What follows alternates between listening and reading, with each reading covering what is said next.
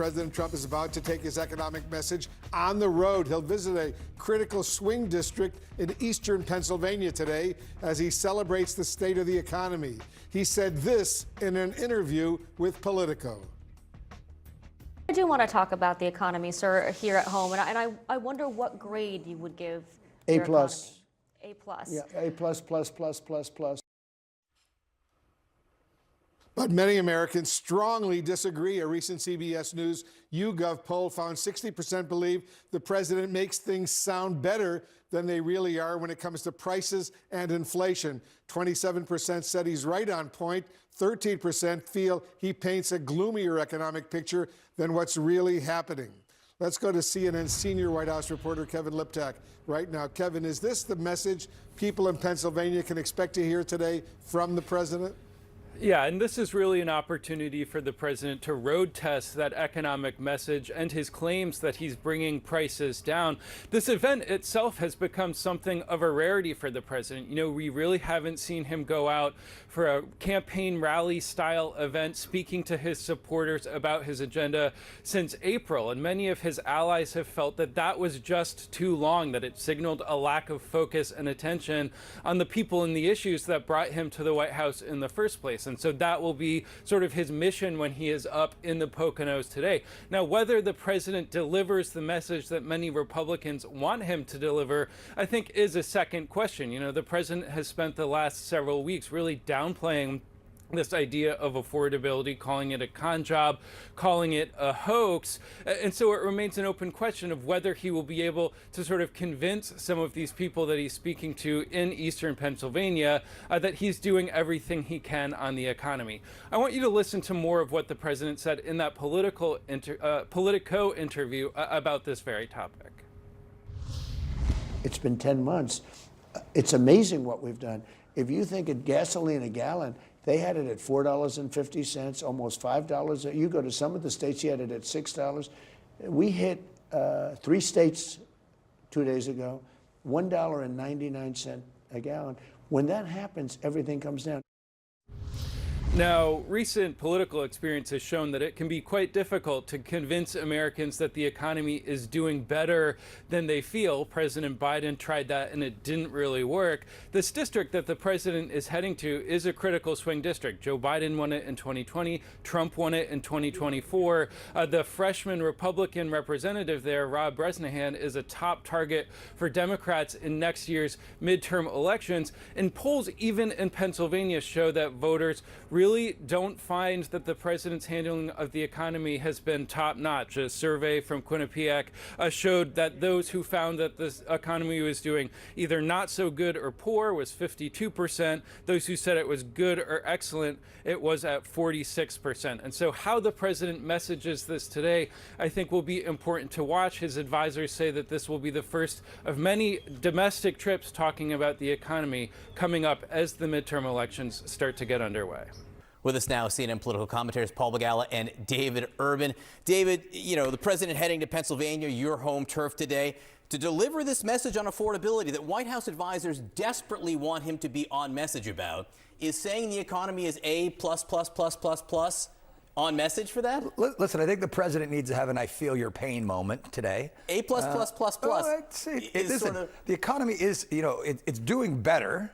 Right? Gas prices are down, inflation is down, real wage growth is up. We're going to have no tax on tips, no tax on Social Security, no tax on overtime. All those things are going to kick in the beginning of this next coming year. So the economy is going to slowly improve. But just like you saw in the last administration, where the numbers are pretty good, when people reach into their pocketbook and they take out that wad of $20 bills and they got to make a decision how much gas to put in their car, how much groceries to put in their cart, that's where it really matters. So you can think one thing, the White House can think one thing, the Council of Economic Advisors can one thing, the Fed can think one thing, but Pennsylvanians, Michiganders, Ohioans, people across America know something different when they reach in their pocketbook. The president's the best communicator on this, and so I think it's imperative that he get out on the stump and start reminding people about that this administration cares about affordability. I thought Republicans were against great inflation, David. Paul, you've run some campaigns where the economy seemed to be pretty important. You know, would the Clinton campaign in 1992 ever come out and say, you know, it's the economy being A+++++ stupid? No, it is stupid, and with respect to our president, it's foolish, let me put it that way. If you go to a doc, you say, "Doc, my shoulder is killing me," and the doc says, "No, it's not. That's a hoax perpetrated by the knee." You get another doctor, right? Because we live in this world. People don't, and Urban sounds like one of the Biden advisors. But the macroeconomics, look, people don't live in the macroeconomy. They live in the macaroni and cheese economy, and they can't afford that macaroni and cheese. Hamburger is $6.32 a pound. It's the highest in the history of hamburger. Electricity rates are through the roof. Try to buy or sell a house in Louisiana or Florida or Texas with the property insurance rates going through the roof. And healthcare is about to kick in. We're going to see the subsidies gone from Obamacare. It's going to raise everybody's costs. People are angry. They're really angry. And when the president, who's a master salesman, but when he comes to them and says, "No, you can't believe your lying eyes," it makes people think he doesn't get it. Now, the president insisting the prices are coming down. The White House often pointing to real wage growth as evidence of success in making life more affordable. But there is some new data out suggesting that there's more to it than that. CNN's Matt Egan has much more on this. Matt, what are you seeing here? Well, Kate, look, if voters were giving this economy a report card, it's clear they would give it a much, much lower grade than what the president did. And I'm not just talking about those 5 pluses. I mean, consumer confidence is near all-time lows. A lot of voters think that the president's policies are doing more harm than good.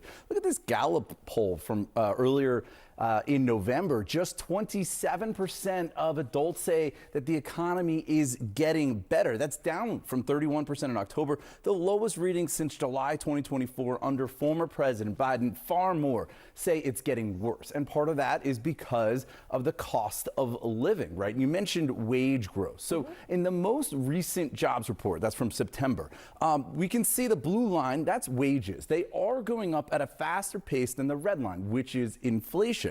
However, you can see the gap in the last few months. It's starting to narrow, which means that inflation is catching up to prices, not what you want to see. But this is in aggregate, and this is as of September. So let's zoom in a little bit. Bank of America put out a new report where they find that among high-income households, wages are up by 4%, well ahead of that 3% inflation. That's great, most since October of 2021.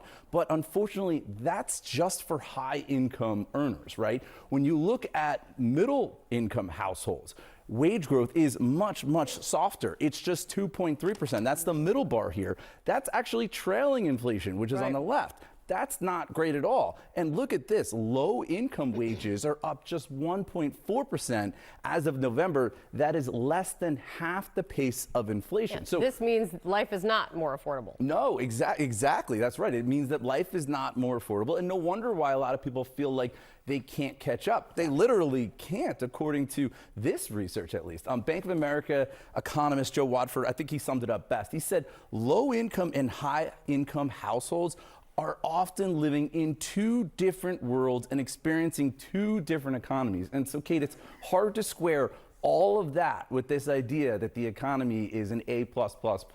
It's clearly not for many Americans. They're just having a hard time catching up. Yeah, I mean, this data an important aspect to understand what people are feeling ahead of President going to Pennsylvania to speak about affordability today. Thanks so much, Matt. I really appreciate it.